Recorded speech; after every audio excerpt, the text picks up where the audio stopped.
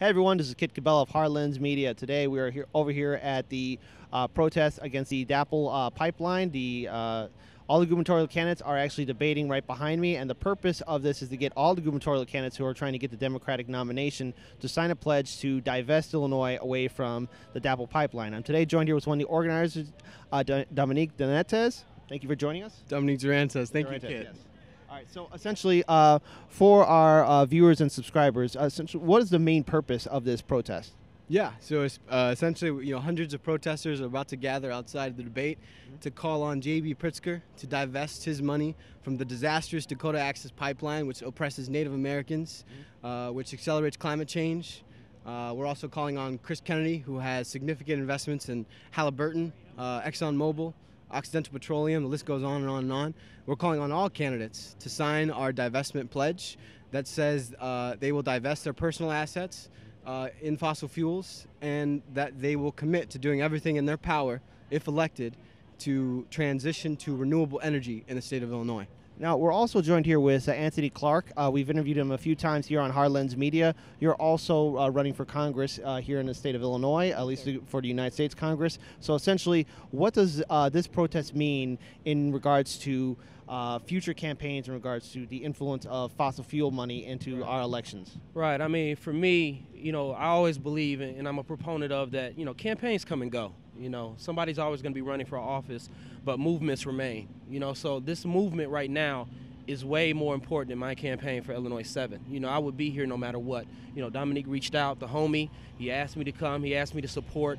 Whether I speak or not, whether I'm going to support. I'm going to be here because this is extremely important, because too often in our political realm, I believe that we allow candidates, we allow incumbents to co-opt movements or to call themselves certain things without their actions truly being behind that.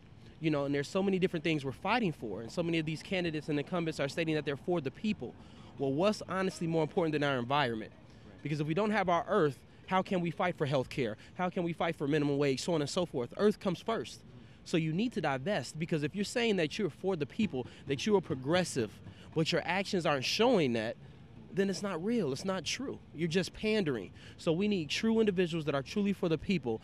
So when they're running for office, when they're asking for our votes and support, they're also supporting us and supporting our environment. So it's extremely important for all of our gubernatorial candidates to divest, all of our gubernatorial candidates to be true to what they say that they are.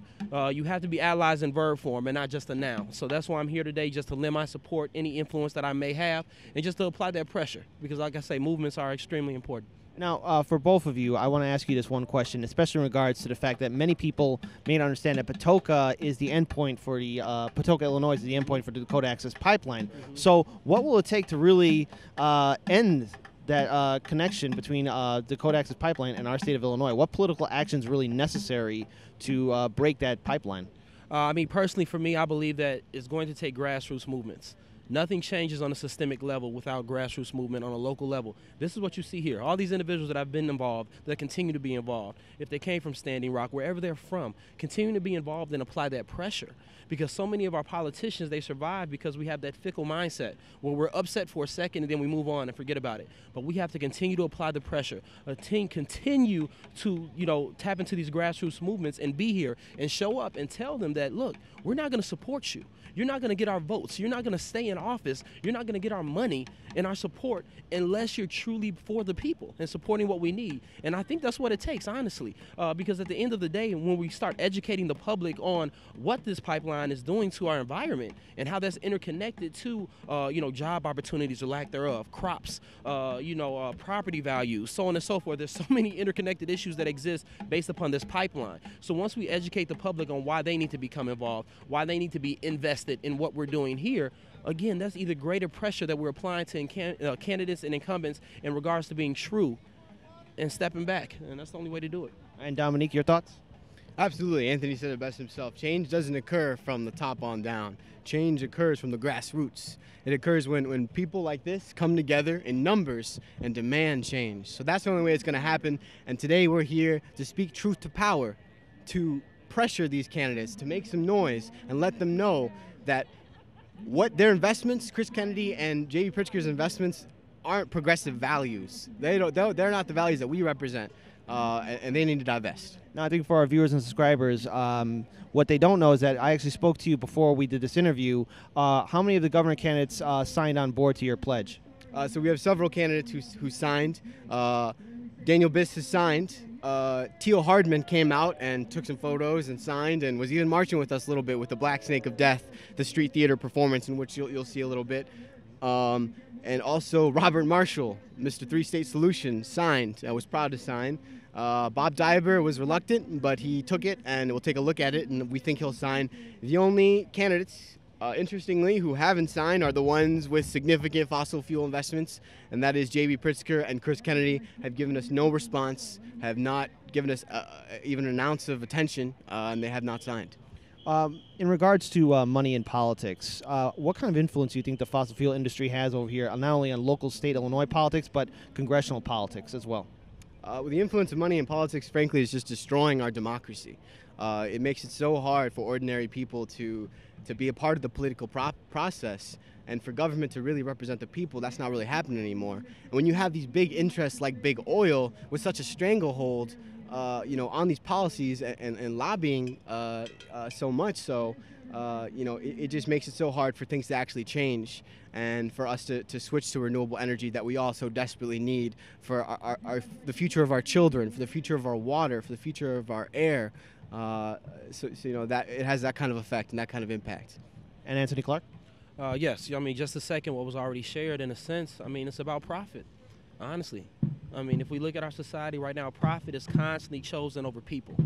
What is best and what are best for our communities because of these, big oil industries, these dirty energy companies that are investing so much money in incumbents and candidates in this political process and system to get to the point where our representatives aren't truly listening to us. And that's what you have to think about. Our political leaders know what to do. They know the right choice to make. But because they're putting self-interest and profit before the right choice and before the people, we find ourselves in situations like this where our environment is in dire straits. And we have to act now and realize that we have to invest in our environment, invest in clean energy solutions. If not, I mean, what are we doing, honestly? And final question, Dominique, where can our viewers and subscribers learn more about your organization, where they can find you on social media so they can join in future protests or perhaps volunteer in whatever way, shape, or form? Absolutely. So if you look on the event page, it's No DAPL Protest and Divestment Rally, and we have 12 allying organizations, indigenous peoples coalitions, environmental groups from all across the state, students groups from all across the city of Chicago and all across the state. So be sure to check them out, the sister pages on the No DAPL Divestment Rally and Protest page. And Anthony Clark, where can our viewers learn more about your campaign and find you on social media? Definitely, just continue to follow all these movements. You can learn more about me at anthonyclark2018.com. You can learn more about me being out here because I'm always going to follow and support movements like this because, again, it's bigger than one race. It's bigger than one election cycle. This is huge. So, stay tuned, check in. And, I mean, we should know this. I watched Captain Planet growing up, didn't you? I mean, this is important. I mean, come on now. Absolutely. All right, this is Kid of Hard Lens Media. Peace, everyone.